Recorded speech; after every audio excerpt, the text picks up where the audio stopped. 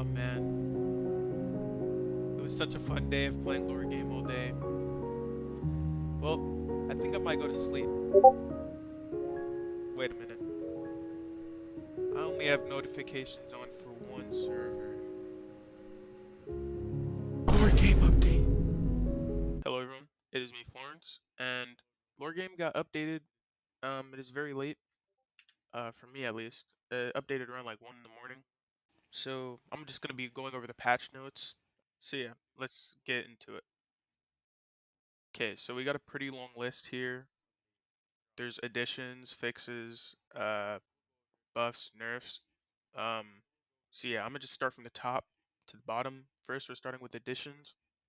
Keybinds can now be found in options. So if there's buttons you don't like, or there's just keybinds that you wish you could change, you can now do that. It's in settings, so go ahead and mess with that as much as you want. I personally like my keybinds. Let me know what you think in the comments. Alright, you can now get a trim at the barber. If you don't know what this means, basically, there's a feature where you can go to the barber. You can select different hair IDs to put on your character without having to spend any Robux. So this is very good for the people that saw people with hairs or just saw hairs they liked on Roblox but couldn't afford them. So yeah, this is a very W quality of life update. First person is now questionably usable. Um, First person, it is kind of buggy, but it could be a nice feature to have in the future. Misc slots. This is very big for metal bearers like myself, or people with Glimbo ears, or scrap necklace wearers.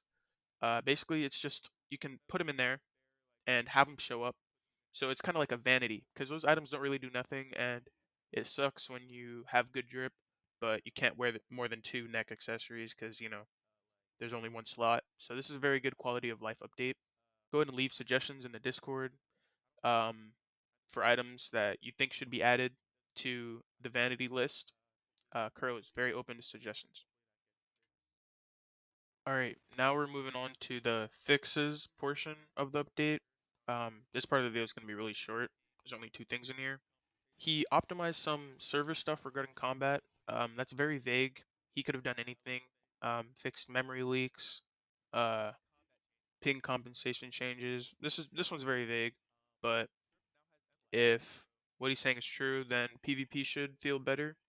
Like I said, it's very vague. He even himself says hopefully, so I'm gonna just take his word for it.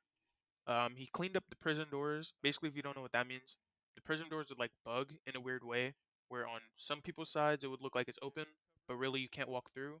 But like on other people's screens, they could just go through. But very quality of life. This is a very W update for people that like to go around prison and chill in there.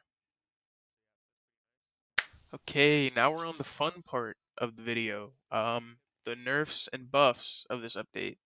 It wasn't that much, but it's still going to be very big for the game going forward. So he made Trip have a little end lag, and this is very good because Trip was super abusable. It had no end lag at all, basically. The only end lag, or the only punishing Trip, was if you were literally mid animation of the Trip. It was just kind of impractical to punish. Um, so yeah, that's very W. And now it can be used without a weapon. I kind of was hoping that would happen because it makes more sense. But yeah, W. And Dagger recover cooldown and Dagger binding rune cooldown got changed back. Me personally, I think recover trip was very spammable. You could just trip yourself, recover, and bait out people, bait out attacks, and just go for the punish. I don't really care for the binding cooldown change. I've I saw a lot of people complaining about that one, but I personally don't think recover should be 2 seconds. Barrel guard M1 hitbox slightly extended and slightly thinned. Uh, it should just be more accurate now. So yeah, and the front guard M1 hitbox got scooched a touch forward. It should hit from further now.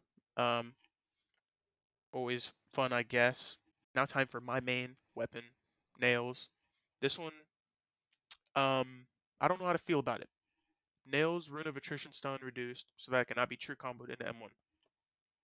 If you don't know what this means, basically, there's this really long combo on Nails where if you landed your parry and then you did Rune of Attrition into M1, M1, M2, it did a lot of damage. And I will admit the combo is kind of spammable. As long as you could land your parry, you could do the combo.